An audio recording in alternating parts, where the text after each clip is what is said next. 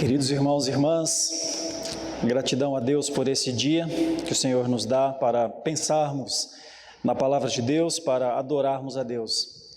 Gratidão a Deus por isso, ao que o Senhor nos dá. Agradecer aos nossos irmãos que têm trabalhado aqui, especialmente comissão de música, contribuindo muito para a liturgia.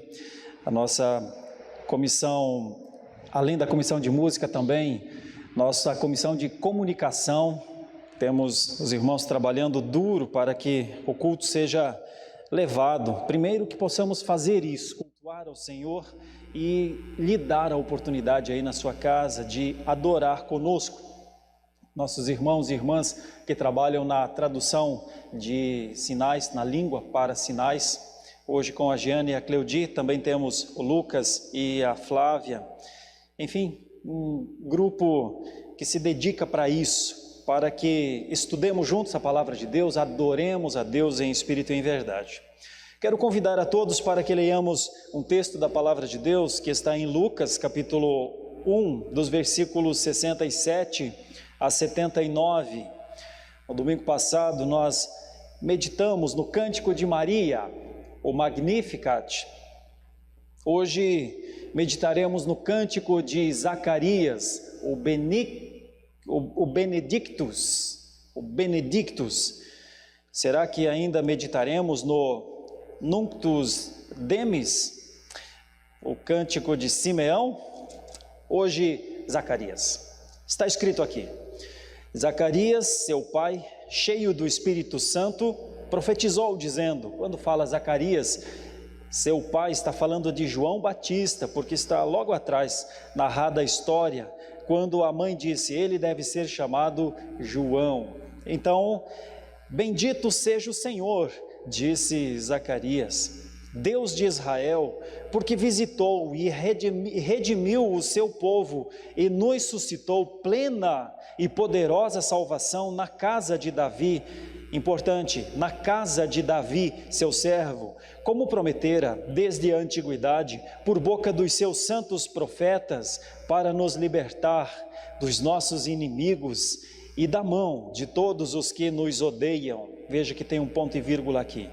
Para usar de misericórdia para com os nossos pais e lembrar-se da sua santa aliança e do juramento que fez a Abraão. Importante, juramento que fez a Abraão, nosso pai, de conceder-nos que, livres das mãos de inimigos, o adorássemos sem temor, em santidade e justiça perante ele todos os nossos dias. Tem um ponto aqui. 76. Tu, menino, serás chamado profeta do Altíssimo. Importante, profeta do Altíssimo, porque precederás o Senhor, preparando-lhe os caminhos, para dar ao seu povo conhecimento da salvação, no redimi-lo dos seus pecados, graças à entranhável misericórdia de nosso Deus, pela qual nos visitará o sol nascente das alturas, para alumiar os que jazem nas trevas e na sombra da morte, e dirigir os nossos pés pelo caminho da paz. Meus caros irmãos, este cântico de Zacarias, então, ele pode ser interpretado, entendido de algumas formas. O pano de fundo é a redenção. Dos versículos 68 até os 75, nós temos a preparação para a redenção, ênfases em Davi e também em Abraão. E dos 76 até os 79, então, nós temos a execução da redenção. Essa é uma maneira de olhar para esse cântico. A primeira parte dele fala de como Deus proporcionaria a redenção, claro, na pessoa de Jesus Cristo. E a última parte fala da execução, que João seria o seu profeta e que ele viria como o sol nascente das alturas, diz o texto. Essa é uma maneira. Uma maneira um pouco mais detalhada será pensando nas três partes deste cântico, com as ênfases. Enquanto eu fui lendo, eu disse, ó, importante isso aqui, importante isso aqui, importante isso aqui. A primeira é a ênfase na casa davídica. A segunda é a ênfase na família de Abraão. Note que uma enfatiza um reino. Davi foi o grande rei, reconhecido até nos tempos de Jesus. Jesus foi chamado inclusive de filho de Davi. E Abraão é aquele da descendência, da família, que Deus havia prometido uma descendência. Inclusive, nos tempos de Jesus, se falava muito sobre ser filho de Abraão. Então, uma ênfase na casa davídica, uma ênfase na família de Abraão e uma ênfase na igreja cristã, embora não se fale aqui de igreja cristã, mas todos nós sabemos a quem João precederia, quem seria aquele que viria como o raiar de uma manhã, depois de uma noite escura, longa, de um silêncio de Deus, Jesus Cristo. Então são três personagens históricas, a primeira Davi, a segunda Abraão e a terceira João, e todas elas apontam para o sol nascente da justiça que era Jesus. Então eu quero traçar um paralelo aqui com estes três grandes nomes históricos, com três nomes da nossa história um pouco mais recente. Quando eu digo um paralelo, é porque não é uma comparação exatamente, e não é um embate também entre essas personalidades históricas, mas um paralelo. Nós vemos alguma coisa nessas personagens históricas que se assemelham um pouco a estes três grandes gigantes bíblicos, Davi, Abraão e João Batista.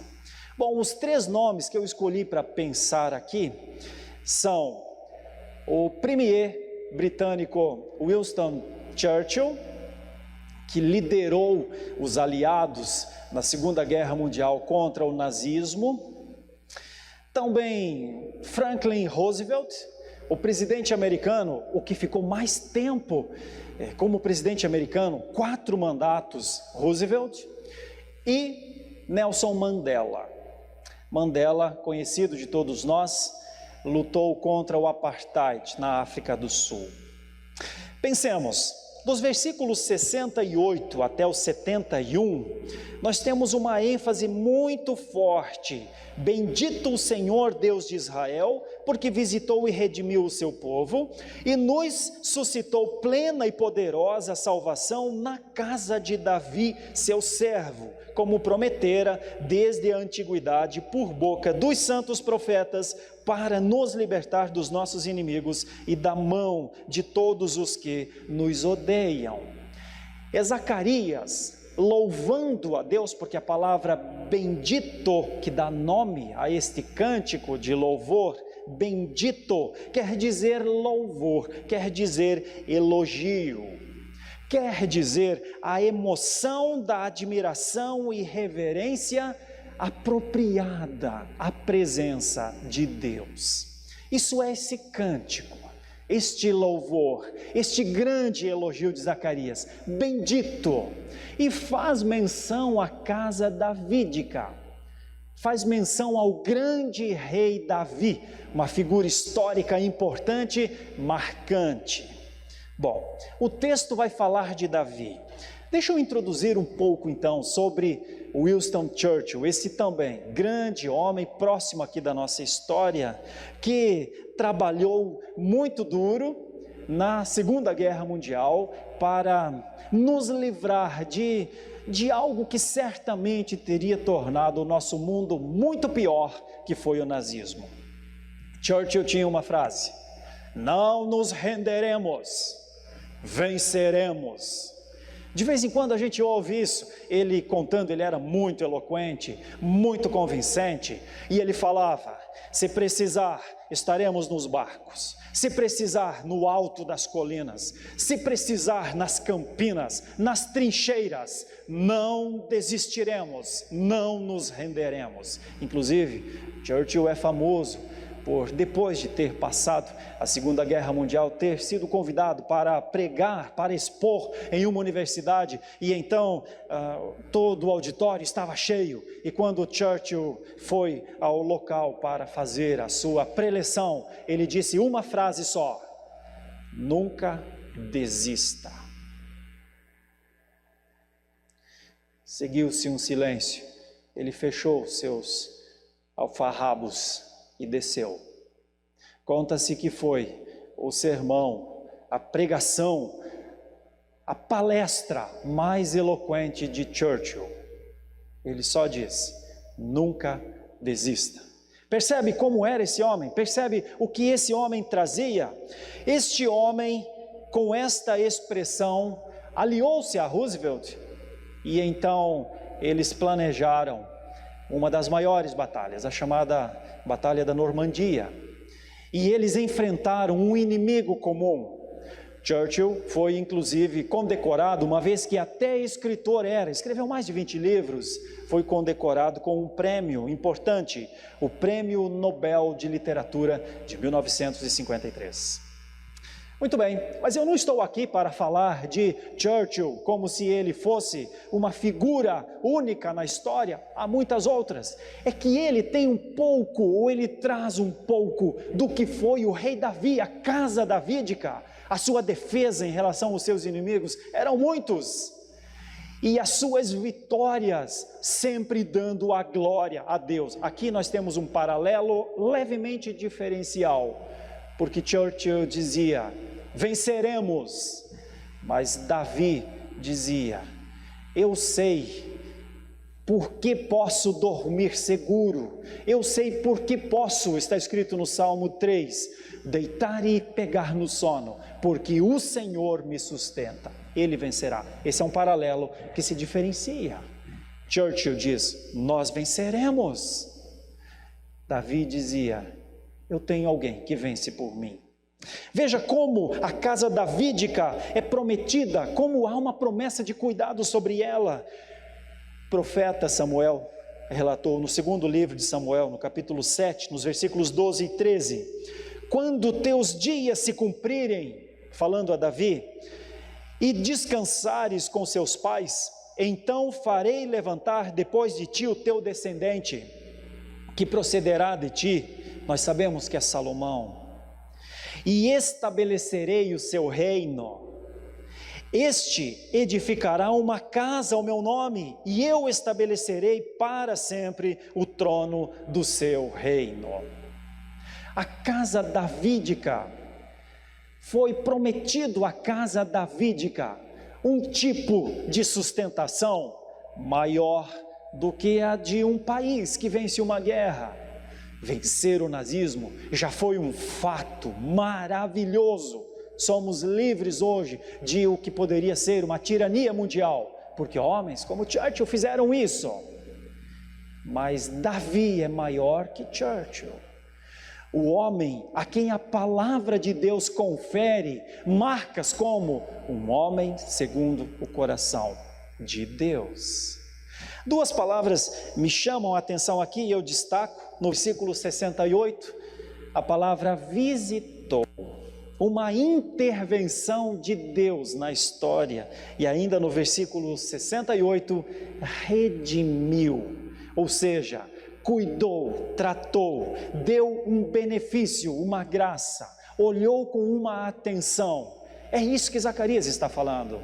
A casa davídica está redimida, a casa davídica foi visitada, o Rei dos Reis veio para cumprir aquilo que o rei Davi serviu dentro das suas limitações. Foi um grande rei, marcou seu nome na história, mas agora viria aquele que seria o rei definitivo. Churchill e Davi? Davi. Mas veja um pouco mais, dos versículos 72 a 75, nós temos a narrativa agora tomando um outro grande nome da história como centro, para pensar sobre ele, é Abraão. Se Davi era um rei, Abraão era um pai. Veja os versículos. Para usar de misericórdia com os nossos pais, e lembrar-se da sua santa aliança e do juramento que fez a Abraão, nosso pai, de conceder-nos que, livres da mão de inimigos, o adorássemos sem temor. Olha que linguagem belíssima! Em santidade e justiça perante ele todos os nossos dias. Agora, Zacarias fala de Abraão. Bom, antes de falar um pouco sobre essa casa abraâmica, essa família abraâmica, deixe eu trazer mais um personagem histórico próximo do nosso tempo para ter um paralelo com Abraão. É Franklin Roosevelt. Ele assumiu o governo dos Estados Unidos em 1932. Os já de cabelos brancos lembram-se da Grande Depressão de 1929, a Grande Recessão. Em 1929, o mundo passou talvez pela maior recessão histórica. Inclusive, este nosso momento é comparado àquele momento de 1929, a Grande Recessão, a Grande Depressão. Todos os países estão dilacerados, obviamente, a economia em baixa. Roosevelt assume a presidência dos Estados Unidos. Roosevelt ficou 4 mandatos, nunca nenhum outro presidente americano ficou tanto tempo. 4 mandatos, de 32 a 45, ele morre um pouquinho antes de terminar a Segunda Guerra Mundial. Mas veja comigo rapidamente o que foi Franklin Roosevelt. Ele construiu as maiores pontes americanas, que hoje ainda nós vemos pela televisão, as maiores, trabalho dele. Nós sabemos que além de pontes, as maiores hidrelétricas, um dos maiores rios americanos que causava enchente para todos os povos, foi feita a maior usina hidrelétrica que há hoje, ainda nos Estados Unidos, no tempo de Roosevelt. Mas a maior obra de Roosevelt talvez tenha sido outra, que nós hoje ainda conhecemos. Roosevelt, em determinado momento, foi acometido de poliomielite, a chamada paralisia infantil.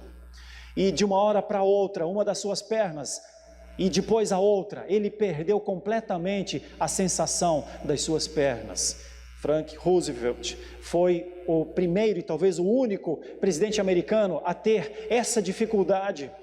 E então, enquanto no seu governo ele precisava sobreviver sentado em cadeiras de rodas ou usando uma ferramenta que mantinha suas pernas duras para que ele pudesse ficar de pé com proteções, ele desenvolveu pesquisas, muitas pesquisas, levantou alguns centos de dólares da maior parte do povo americano e então eles conseguiram descobrir a vacina para a paralisia infantil. Pense quantas crianças foram beneficiadas no mundo, são beneficiadas hoje com a vacina contra a poliomielite. Então, não dá para dizer que ele é um personagem anônimo da história. Ele serviu a uma causa de Deus na história. Uma das frases que ficou muito conhecida na época era: Franklin Roosevelt, um homem em uma cadeira de rodas, colocou a América de pé.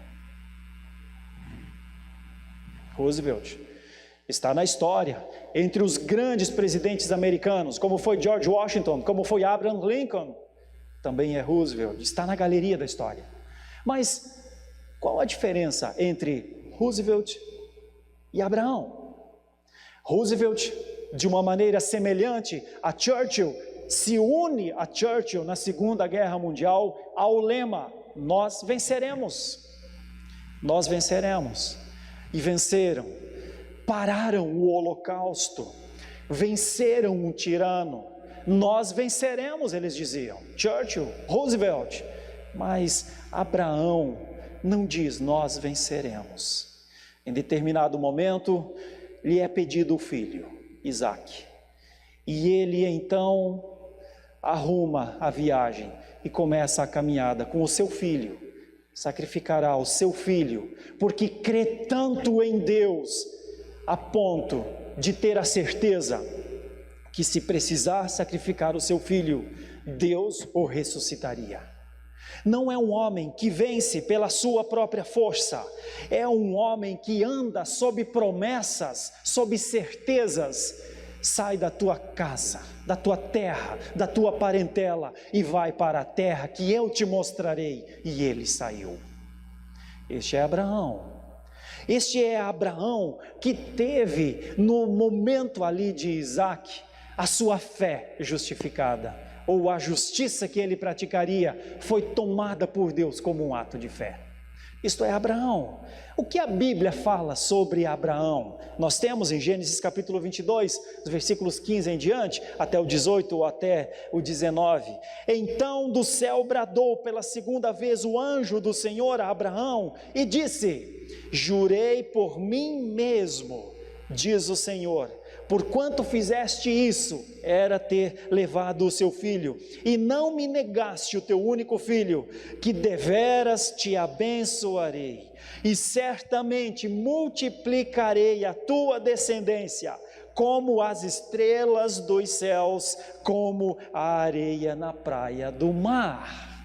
E ele já era um homem de 100 anos nessa época.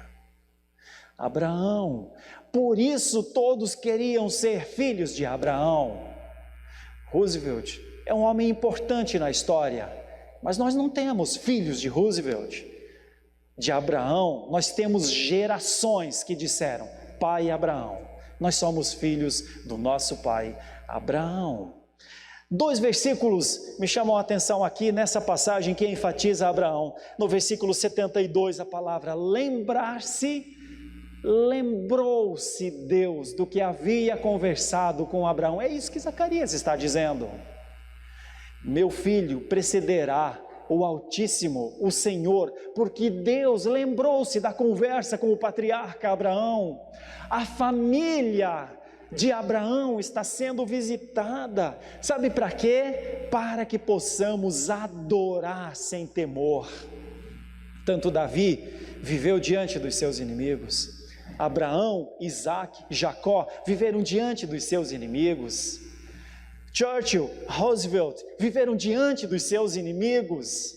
Às vezes um nazista, às vezes uma enfermidade neurológica dificílima de ser tratada, inimigos. Eles diziam: venceremos, e venceram. Mas Davi e Abraão diziam: temos um vencedor. Caminhamos porque alguém nos faz andar, prosseguir. Cremos naquele que opera além das nossas forças. Assim nós temos a história contada por Zacarias, tanto de Davi quanto de Abraão. Essa passagem de Abraão parece dizer que Deus nos concede muitas dádivas. 4 pelo menos, nos versículos 74 e 75, a libertação dos inimigos, a dedicação em serviço ao Senhor, a disposição para a santidade e justiça e a duração por todos os dias da nossa vida. Tem um pontinho aí no cântico. E então começa a história mais próxima de Zacarias. Ele começa a falar do seu filho e de quem seria Jesus Cristo. Veja, está nos versículos 76 a 79. Tu, menino, serás chamado profeta do Altíssimo, porque precederás o Senhor, preparando-lhe os caminhos, para dar ao seu povo conhecimento da salvação, no redimi-lo dos seus pecados, graças à entranhável misericórdia de nosso Deus, pela qual nos visitará o sol nascente das alturas, para alumiar os que jazem nas trevas e na sombra da morte, e dirigir os nossos pés pelo caminho da paz. Uma das personagens mais marcantes e mais próxima de nós, inclusive, foi Nelson Mandela. Mandela, em 63, foi preso por causa de uma frase. A frase era: a África é para todos os que moram nela. A África para todos. Em determinado momento, no seu julgamento, ele disse: gente, o apartheid não é para seres humanos. Nelson Mandela foi perseguido, foi condenado, foi preso. Ficou 27 anos na prisão.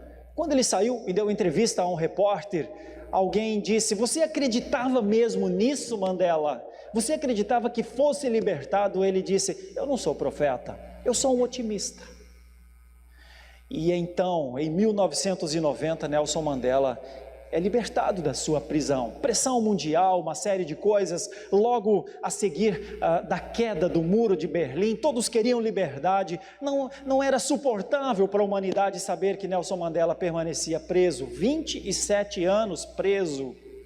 E então este homem, em 1994, torna-se o primeiro presidente eleito da África do Sul. A chama da liberdade, a possibilidade de libertar, a ruptura com um ferimento à nação humana, o apartheid, como fora o Holocausto na década de 50. O apartheid matava negros vivos, ou fazia com que uma raça vivesse como se estivesse morta. Então nós temos aqui uma personagem marcante, muito próxima da nossa época inclusive, que também recebeu um prêmio Nobel, o Prêmio Nobel da Paz, de 1993. Muitos de nós ainda se lembram de Nelson Mandela.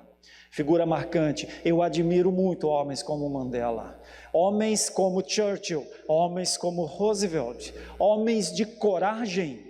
Quanta coragem nós temos nestes homens. Um dizia: nós não nos renderemos. O outro dizia: nós venceremos. O outro dizia: a África de pé, a África viva, a África livre, a África para todos. Como não admirar, não é? Homens assim. Mas há alguém que Deus disse: vocês querem saber quem é João? Eu vou lhes dizer: não há homem nascido de mulher maior do que João. Esse é João. João, o predecessor, aquele que a palavra de Deus diz que seria, que falaria, que cumpriria o provérbio, a profecia: voz do que clama no deserto, endireitai os caminhos do Senhor. A Bíblia fala de João, mas João não fala de si. No momento em que perguntam para João: João, quem tu és? Tu és o Cristo. Ele diz: gente, vem alguém que eu não sou digno nem de me abaixar e tocar no seu calçado.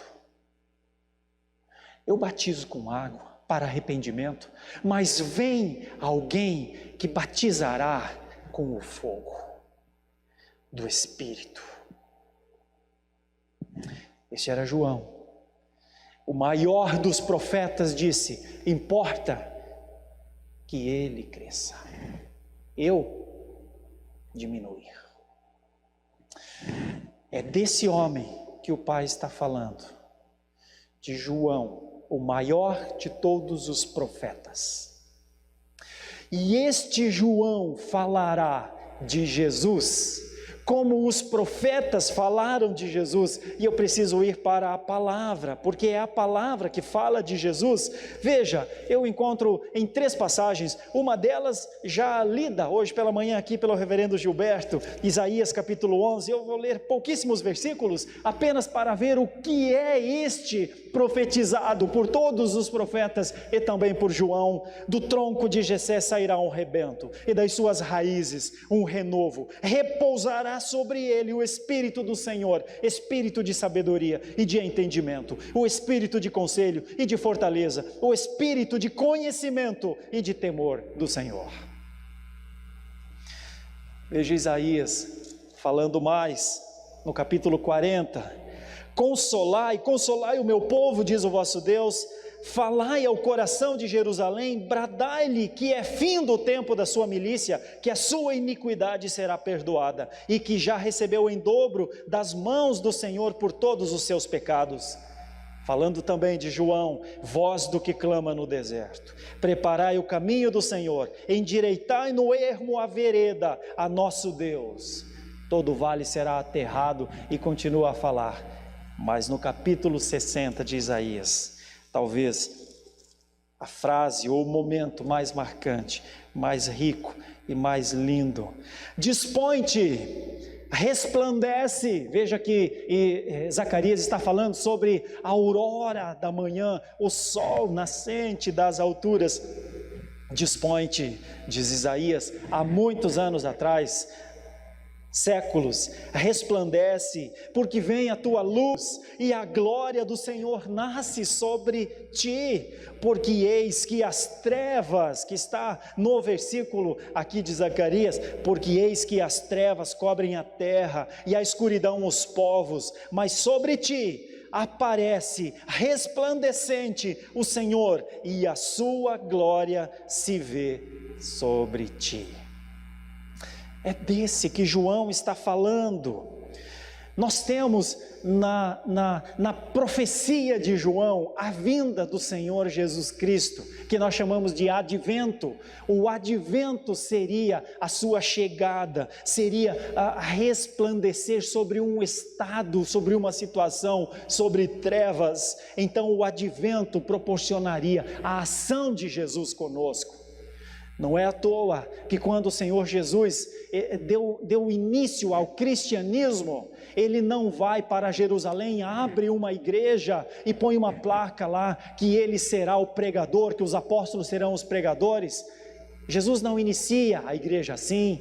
Jesus vai para as regiões escuras, terra de Naftali e Zebulon, terra das trevas, onde resplandece grande luz. Por isso o Senhor Jesus disse depois: eu sou a luz, vocês são luz porque vocês resplandecem da luz. É sobre isso que Zacarias está falando, é sobre este profeta que Zacarias está falando, o profeta do Altíssimo, o profeta que traria luz sobre as trevas e o profeta que nos conduziria, como diz aqui no cântico, os passos, nos conduziria em passos para a paz. Nelson Mandela foi Prêmio Nobel da Paz, eu já falei aqui, em 1993. Uma figura marcante, produziu para a história moderna, praticamente história atual, uma história diferente para o seu povo. Assim que foi liberto da prisão, voltou para Soweto, um dos lugares mais difíceis de Joanesburgo, pobreza, carestia. Disse àquele povo: nós vamos contribuir para uma mudança na vida de cada um de vocês. E o fez. Já é falecido hoje, mas deixou um legado, como Churchill deixou, como Roosevelt deixou, mas nenhum ser humano conseguiu fazer o que João fez. João apontou o Messias, o Salvador, e nenhum homem na terra, profeta algum, líder nacional algum fez o que Jesus fez. Conduziu um povo em paz. Éramos inimigos, diz a palavra, mas nos trouxe a paz. Eu vos deixo a minha paz, paz que excede todo o entendimento. Esse é o cântico de Zacarias. Um homem que na alegria, na emoção da admiração e reverência apropriada à palavra de Deus, fala verdades que ficaram na história. A história tem seus líderes marcantes, dignos de admiração, mas a história cristã tem servos. Davi, Abraão, João Batista, todos para Jesus. Jesus, por você, por nós. Que o Senhor, com a sua graça, nos dê a alegria de compreender o que é uma redenção libertadora, uma adoração santa, uma salvação misericordiosa. Porque se temos alguma coisa para a casa davídica, é uma redenção libertadora. Deus visitou. Nós fazemos parte da casa de Davi, da casa davídica, da herança de Davi. Se houve uma adoração sem temor à família de Abraão, ela foi proporcionada pelo Espírito, pela proteção, A família pode se reunir, como a sua família está em casa agora, adorando sem temor. Porque Deus, na sua graça, fez isso, visitou, redimiu. Se temos uma salvação misericordiosa, porque vivíamos no período das trevas, ela se deu pelo Redentor Jesus Cristo. João disse que ele seria o Redentor, os profetas já haviam dito, e Zacarias no seu cântico diz: aguardem, ele virá, ele veio. Que o Senhor, com a sua graça, nos dê a condição de dizer, como estes servos disseram: andamos na vitória do nosso Deus. Que você seja um vitorioso sobre o pecado, sobre a morte, sobre as artimanhas de Satanás, mas que essa vitória não seja sua, seja a vitória do nosso grande e maravilhoso Deus, na pessoa do Senhor Jesus Cristo, o nosso Salvador. Oremos a Deus. Santo e eterno Deus, bom é ler na Tua palavra os fatos memoráveis, os homens e mulheres memoráveis que o Senhor levantou. Bom é ver também na história aqueles homens que lutaram, defenderam povos, defenderam nações, defenderam e providenciaram melhorias para os nossos tempos. Nós não somos alheios à história, nós vivemos no contexto da nossa história. Bom é ver tudo isso e admirá-los. Mas ainda mais maravilhoso é saber que a salvação de Jesus Cristo, profetizada, vivenciada em esperança por esses homens, é a nossa realidade. A realidade de uma vida no Senhor. A realidade da salvação que o Senhor nos trouxe e deu, manifestou a sua graça salvadoramente. Nós te agradecemos por isso. Abençoa a tua igreja, Senhor, a igreja cristã. Assim como o Senhor abençoou a casa davídica, assim como o Senhor abençoou a família abraâmica, abençoa os filhos da fé, abençoa os filhos de Deus, abençoa aqueles a quem o Senhor deu-lhes o poder de serem chamados filhos de Deus. Abençoa-nos com a Tua presença transformacional, que nos faz dia após dia amar mais o reino de Deus, a Tua glória, do que as nossas próprias vidas. Oramos assim, com perdão dos nossos pecados, em nome de Jesus. Amém.